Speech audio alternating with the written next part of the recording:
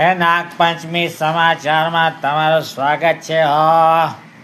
આજે અમારો સંવાદ દાદો એક જૂની પરંપરાની સંગત કરીને એને વિજ્ઞાનના અજ્ઞાન સાથે જોડીને આપણને કાંઈક વિશેષ રીતે સમજાવવાની કોશિશ કરતું એક ફરફરિયું અમને મોકલ્યું છે, જે અમે તમને વાંચી સંભળાવીએ છીએ. તેણે લખ્યું છે કે નવા ઝેનજી એંગ્રી યંગ જંજીર, એ લોકો ચાક્સ બાક્સ ફાક્સ હગ્સ મગ્સ ને ખબર ને હું કાંઈ ને કાંઈ કરતા હોય છે. Bloody nonsense. I don't believe in such things. I don't bow before any God. હું કોઈની સામે ઝૂકતો નથી. મૂર્તિને શું પૂજવાની, જ્ઞાન શું છે, પ્રસાદ શું છે, કાંઈ નથી જાણતો, એવું બધું જે કહેતા ફરતા હોય છે, તેમની પણ આંખો કદાચ ઉઘડી જાય એવું આજે એમણે લખીને મોકલ્યું છે. વટ સાવિત્રી ના સંદર્ભમાં વાત કરતાં એણે કહ્યું કે લોકો પીપળાને પાણી જળ ચડાવવાની જ્યારે વાત આવે ત્યારે એમ કહે છે કે એમાં શું છે, આપણે એકલા નહીં ચડાવીએ તો એમાં શું કાંઈ ઝાડ નથી ઉગવાનું? પીપળાનું ઝાડ એની મેતે વસવાટ કરે છે, ઉગે છે, પાણીને ખેંચી લાવે છે, પાણી હોય ત્યાં સુધી પહોંચી જાય છે. એટલે એના જ્ઞાનની પરાકાષ્ઠા ની વાત તો છોડો, પણ એના થોડાક અલ્પ જ્ઞાનની સીડી પણ તમે હજી જોઈ નથી એમ કહેવાય. વટ સાવિત્રીના દિવસે અમુક મુહૂર્તમાં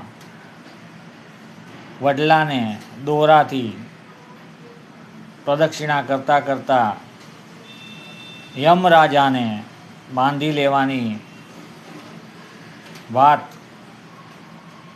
હોય એવું લાગે છે. જે આ બધી વ્રતની વાર્તાઓ વાંચે, સમજે કે ન સમજે, પણ શ્રદ્ધા રાખે અને નમન કરતા રહે તો બધું કામ એની આપમેળે થઈ જાય છે. જેમ કે તમે માંદા પડો ને હોસ્પિટલમાં જાઓ તો તરત જ તમને નળીઓ નથી લગાડવામાં આવતી. એ નળીઓને સમજી લો કે દોરા છે, દોરાની જેમ જ ગણાય ને. એક સાવ માણસ એવો છે જેને હોસ્પિટલનું કશું જ્ઞાન નથી, એને પણ જ્યારે હોસ્પિટલ ભેગો થાય ત્યારે બધા કહે, ડૉક્ટર કહે, પોતાના ઘરના કહે એ પ્રમાણે ટ્રીટમેન્ટ કરાવે છે. રાડી કરે તો ઇન્જેક્શન ઠોકી દેવામાં આવે છે, બાંધીને એને નાક ઉપર પ્રાણવાયુ પૂરવામાં આવે છે. ત્યારે આ જ પ્રાણવાયુની વાતો, આ જ પ્રાણ પૂરાય એવી વાતો ને દરગુજર કરીને બાજુ પર મૂકીને દોડી કરતા યુવાનો ને જ્ઞાનીઓ કેવા કે અજ્ઞાનીઓ કેવા કે વિજ્ઞાનીઓ કેવા, એ સમજણની બહાર જૈનજી માટે તો આ બધી વાતો છે. અને એ સમજશે એવી પણ કોઈ હવે ક્યાંક શક્યતા દેખાતી નથી. આ બધી વસ્તુ એવી છે પરંપરાગત. અને તમે જુઓ તો ભગવાનની જે પ્રાર્થના છે એમાં કહ્યું છે, તમે શિવમાં માનતા હો કે વૈષ્ણવ હો, તેમાં એક પ્રાર્થના બધા ભગવાન માટે, ખાસ મહાન બ્રહ્મા વિષ્ણુ મહેશ માટે કહેવાય છે. ત્વમેવ માતા ચ પિતા ત્વમેવ બંધુ ચ સખા ત્વમેવ વિદ્યા દ્રવિણમ ત્વમેવ સર્વમ મમ દેવ દેવ. આમાં બધું જ કીધું છે, પણ ક્યાંય એમ નથી કીધું કે તમે અમારા રાક્ષસ પણ છો. રાક્ષસ એને અત્યારે તમે ક્યાંય પણ જોશો તો બધા આપણને એમ શીખડાવે છે કે સવાલ ઊભા કરો, સવાલ પૂછો, સવાલ ફેંકો. ખાસ કરીને ચેલાઓને પણ સમજાવવામાં આવે છે કે શ્રદ્ધા છોડો, સવાલ ફેંકો.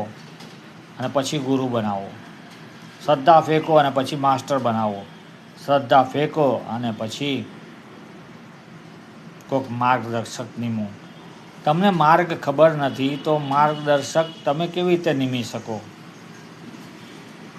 સાવ સિમ્પલ વાતો જે છે એ તમારી સમજની બહાર છે. જેમ કે લોકો આજકાલ બહુ એવો વાયરો છે કે લોકો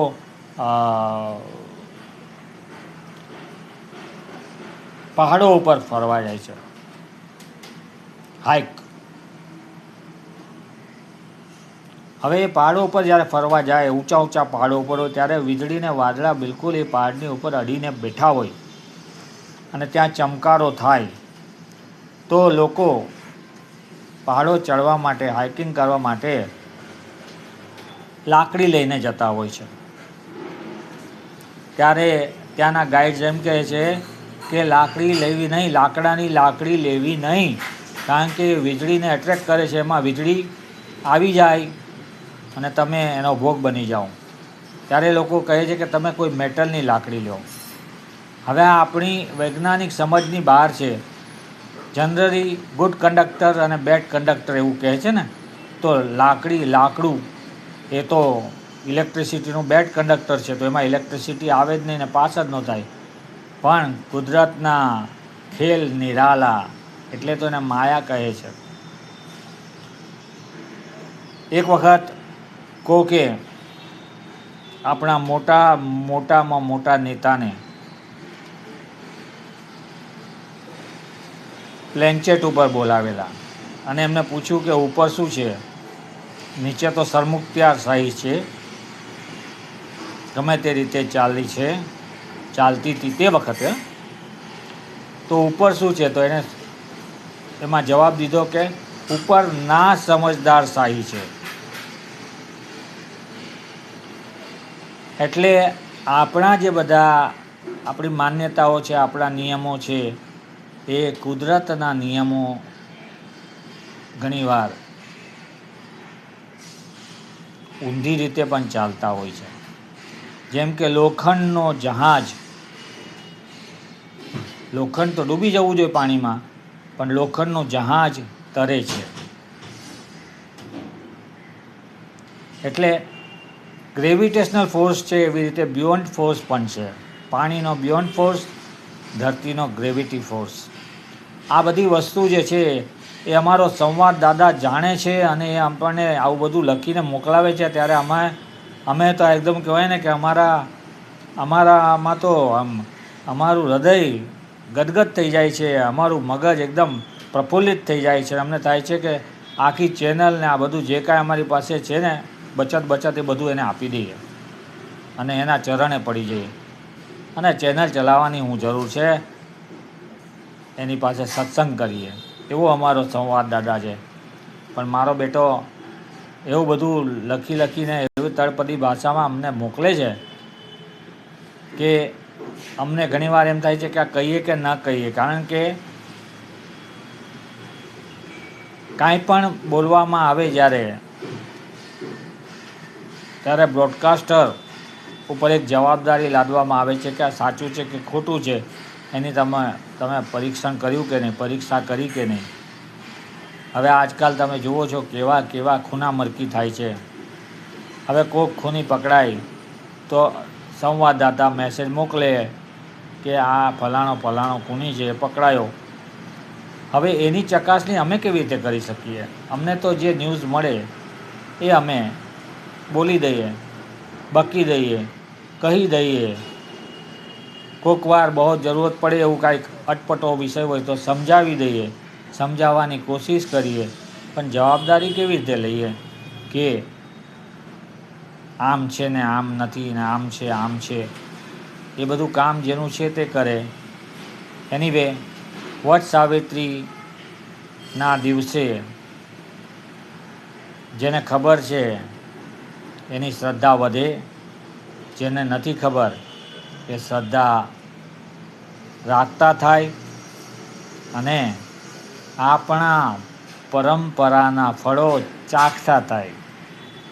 આપણી પરંપરા ખરેખર સરસ છે, પણ જેની પાસે રસ છે એને જ રસ છે. જેની પાસે રસ નથી એના માટે કસ નથી. શું કરીએ? અમારો સંવાદદાતા છેલ્લે લખે છે કે બધાને મારા નમસ્કાર કહો, અને હું મારી ભાર્યાને થેન્ક યુ કહું છું કે એણે વટ સાવિત્રી વ્રત કરીને મારું આખું મારી ઉંમર વધારી દીધી છે. તો ચાલો બધાને નમસ્કાર, નમસ્કાર, નમસ્કાર. ટિંગ ટિંગ. હે ગેંડા છાપ દોરા લાવો અને તમારા ઝાડની ફરતે ફરીને પોતાના વ્રત મનાવો. પણ એકચ્યુઅલી દેશી દોરા, જેમાં